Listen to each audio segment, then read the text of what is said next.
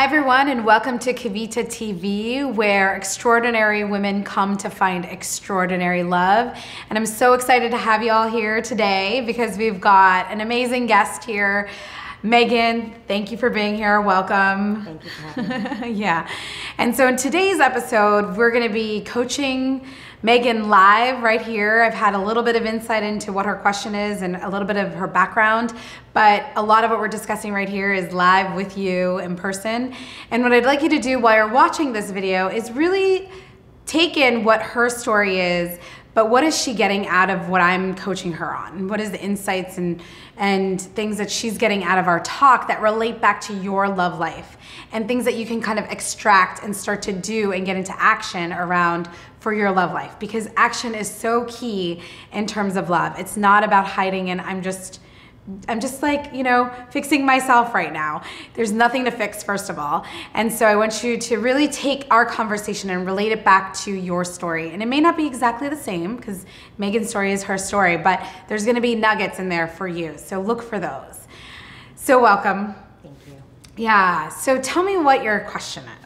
My question is, I feel like I put a lot of myself out there into everything I do, into all of my relationships. And I feel like I'm open to love, but I don't feel like I'm attracting the right type of love back, or specifically the right man. Yeah, so you feel like you're giving a lot.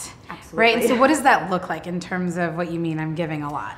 I feel like in all my relationships, I'm the one that's always putting out, I'm making the plans, I'm going the distance, I'm creating the energy, I'm, fulfilling the dinner table reservations, and friendships too, in many ways, in a beautiful way. I mean, I have healthy friendships, but I'm very much a giver. Yeah. And so I think sometimes I forget to think about what I need in return to make me happy. And so I think that sometimes in dating, you know, it's very easy to create these situations of, yes, I'll meet you here, or yes, we can do that, and I'm pretty easygoing, so sure, I'll try, you know, whatever you're interested in. But when you get down to it, the chemistry's not there, or they're not putting forth that same kind of effort, or you're not meeting somebody in the middle. Yeah, got it. And so, yeah, I totally understand that. You're a giver and a lover. And I love that because so many of the women watching this are exactly that same, they get that feeling, same feeling, like I want to do these things for the people I love. And then sometimes they're kind of in the back seat, right? Mm-hmm.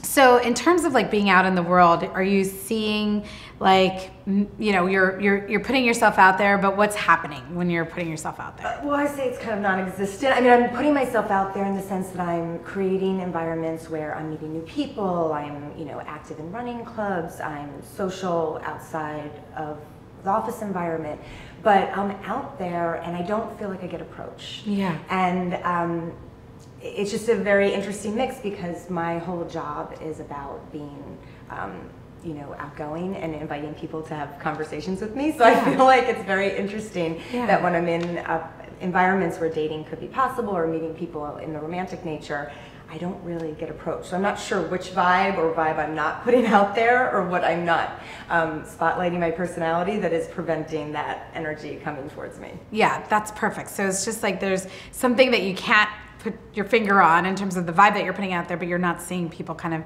come up to you while you're out in the world, and you're doing a lot of things out in the world. Absolutely, so, very active. Okay, great. So tell me a little bit, because I know that your family situation is unique, but every family situation is unique. But tell us, what is your perception of your parents' relationship? Well, it's very much from a child's perspective. I lost my parents, both of them at a young age. I was 15 and 17. And so I think that I was a child viewing a loving home that I grew up in, a safe home. But I saw a partnership that might not be what I am looking for. Yeah. But I don't even know, I think, what the model should be. I mean, my mom had a mental health illness.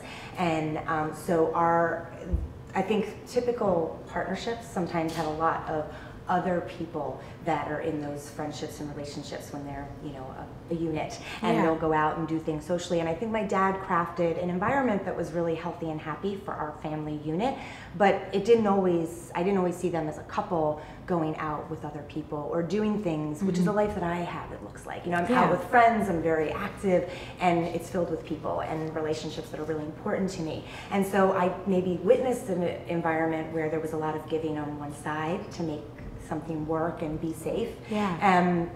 but I don't know that it's the model I want. And Yeah. I also witnessed, my mom was loving and wonderful, unique and special too. Yeah. And so I think I noticed her, uniqueness and thought to myself, gosh, as a woman, when I grow up, I want to be able to take care of myself. I want a job, I want a career. I want to be able to do those things for myself, where she was a stay-at-home mom. Yeah. And so I think I have crafted that life for myself, where I am, very independent, and I can take care of myself, Yeah. and I do things that, that are sustaining, and I have a happy life, but I don't know that I've left room for somebody else to be a part of it. And I definitely do want a partnership that is solid and real and honest to share all that with, and to also grow. Yeah, absolutely. You deserve that. I mean, that's what you deserve. You're just such a beautiful heart. I can feel that right away, and that's absolutely what you deserve. And so I think you kind of connected some of the dots for yourself while you're even talking. But, a lot of, even though your parents have passed, there's a way to move through some of these things that are showing up in your love life. So one of the things that I'm seeing for you is just that your dad was such a giver as well in the family. And I think you really admired him for that, and the way that he kind of created this environment for you guys, not only taking care of your mom, but just making sure that you guys felt like it was, a normal environment, right? Absolutely. Yeah. Absolutely. And I didn't know it wasn't normal until I grew up. But it sounds, and I can feel that your dad did a really good job just keeping the family together and feeling happy and creating as much normalcy as possible. And so I think you see your dad, and there's this admiration that you feel for him. And then you see your mom, and I know that you don't fault her for, the way she was, given that she had this mental illness, but from an emotional perspective, it was difficult, right? To watch her lack of independence, it sounds like. And so then you're like, I don't want to be like her in many ways, and not in a way that's like disrespectful or anything, but it was just like, she's my mom and I love her, but I want to be different, right? Yes, I would love to have the same kind heart that she has, and Yeah. I hope in some ways I do, but absolutely from another perspective, I wanted to be, and I hope I am, a strong, independent woman who can take care of herself. Yeah. So there's a twofold thing happening here for you. So the first one is that seeing your mom be who she was and saying, I'm just gonna, you made this choice when you were a little girl, right? And you said to yourself, and you may not even known that you made this choice, but you said to yourself, I just don't wanna be like my mom. I wanna be this independent woman. And so you have created that life now, right? And because you've created that life, it also feels like there's no, like you said, no room for a man in that. Because if you were an independent woman, and that's how you've seen yourself your whole life and like nurtured yourself to be, because you didn't want to be like your mom in that way, then what happens is that with men, that still is going on. Like that vibration, that energy is still there. Like, I'm independent, I have my own life, I don't necessarily need you in my life, but I would like you in my life. Do you know what I mean? And so when you're out in the world, that's the vibe that's getting put out. It's not actually the vibe of like, yes, I have this life that I've built that is beautiful, right? There's just a little bit more ease. So just watch how I kind of say what I'm about to say, because it's in the tone in which I'm saying it. It's more like, yes, I have a beautiful life that I've created, and I really desire a partnership that is supportive and loving for me, and that I can give back in that same way. Right? So do you see the energy is like different in the way I just said that? It doesn't mean that you're not independent. No, it's softer. It's softer, yeah. And so you may not even you don't know that you're doing this. So it's not your fault. So I don't want you to take any of this as being like blaming yourself. It's something you decided a long time ago when you were little, and it's just playing out over and over again without you knowing it. So how do you move through that? I know that, yeah, I know that your mom has passed. The way that we start to move through that with your mom is through other family members that you still have contact with. So do you have anybody on your mom's side that you're still in touch with? Absolutely. Yeah. Absolutely. Okay. And who is that person? Well, she had 3 other siblings, so Okay. I am in touch with all of them. Okay. I just think I have to be thoughtful about who would know her best and who would be willing to have a conversation about it. Perfect. That's great. So the other piece of this is that even if you were to get all 3 of their perspectives, totally okay. Because the point of this exercise is for you to see your mom from many, many, many different places, perspectives. And when you can see her from like all these different viewpoints of how she grew up and maybe why she was the way she was, and yeah, we could say it's genetic or whatever, that's fine, but I just put that aside and just get an understanding of her personality, right? Okay. From all these different perspectives, because what starts to happen then for you is like, I want you to see how kind of self-sufficient she also was. And you may not remember that stuff. You know, either you may not remember it or you may start to remember it as your uncle's talking to you or her siblings are talking to you. But there are ways that she was really self-sufficient and strong. And I want you to tap into that. So the questions that you can ask your uncle or any of the siblings is, you know, something I've noticed is that I saw Mom, you know, and you have to start with you because they want to understand what they're telling you. Why are they telling you all this, you know? So you'll just say, you know, I saw Mom as being this person that, you know, wasn't independent and Dad was taking care of her. And so I decided a long time ago, like, I just need to be kind of opposite of who she was to be the woman that I want to be.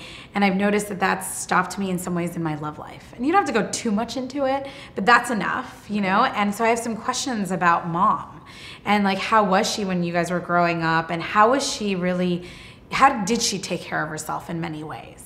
So you want to ask that specific question, but you can get even more than that. So just be really curious, okay? So just, you know, you can take that one question and start there, but be curious. Be like, oh, so how did she react to that situation? Or what was her relationship like with your mom and your dad? You know, what was that like for her? Was it hard? Just getting some more information and perspectives around her. Okay. And what I want you to just come out of those conversations with is, wow, Mom was actually really strong.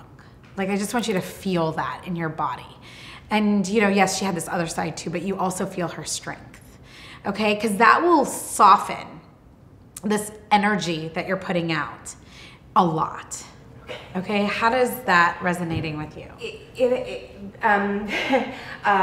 In a really beautiful way. I think it's emotional to think about viewing her in that way. Yeah. And so it's powerful, and I think it's going to be a lot of hard work. Yeah, I know some of the stuff is not easy, hence why you're here with me today. Yeah. It's really good for you to get that this is connected, right? And that it does take this deeper level of work to have these bigger ripple effects in your love life to attract in the kind of man that you want. So I'm glad that you see that connection. It does. It's so interesting to think that you know, when people pass or when they leave you early, you create a story in your mind kind of to share with others as you get through. But you don't realize that that story also helps become the story you tell yourself, and that by not updating it or not humanizing it, it actually impacts how you handle yourself. Yeah, it's crazy. It's just like the nuances that get created in your, that start to get embedded in your energy that then when you're out in the world gets seen by everybody else, you know? And you'll just start to see men coming into your world in a way that you haven't. Will it be because I'm allowing myself to be more vulnerable? Because I've taken kind of those shields away? Yeah. And they feel safe. Like it feels safe for you to do that. You know what I mean? Yeah. So tell me, like, how does that feel, knowing that that's maybe the possible results? A little overwhelming, very exciting. I mean, it's interesting that this is the first time this has been shared with me this way, in a way that I think I'm ready to hear it. I think that the connections actually make sense, and it's reasonable work for me to be able to do. It's not going to be, I don't think, take an enormous amount of time, and if it's true that these changes will happen so naturally just by shifting that energy, it's going to be a welcome change. So I'm kind of angry at myself that it could be this easy, that I from these simple steps, which are going to be hard work, but conversations that I can absolutely have with family members can possibly change the entire energy that I've been putting out. So I'm really excited about that. And just can't believe it's taken this long to figure this out. And so I'm excited, it's going to be quite a journey ahead, I think. And, yeah, I know. It feels like if somebody told me that a long time ago, that would have been awesome. Would have been great. So thank you, Kavita. You're welcome. But it's also the right timing. I think you said that. Yes. It's the right place, and I think you also were saying that you probably wouldn't have been ready before, right? I don't think I would have. I think that, you know, you have to have your certain journey. Yeah. It's only your own. And when you're ready to let love in, or to find that right person to share your life with, I think you know it. And yeah, so, and this happens. yes, This conversation never happens. in a million years would I have expected that I would be doing like a live TV shot, and I'm very happily doing it. But yeah, never in a million years. So thank you. Yeah, you're so welcome.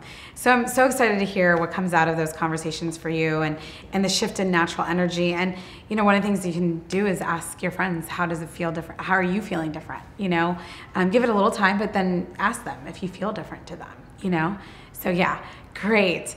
So thank you for being with us today and getting vulnerable. I know that some of these conversations are not easy to have because you're sharing so much of yourself, but the women are going to get so much out of this. So this is back to you guys. Your love work is really to tell us, how did this conversation impact you? What resonated with this conversation with Megan and I for you?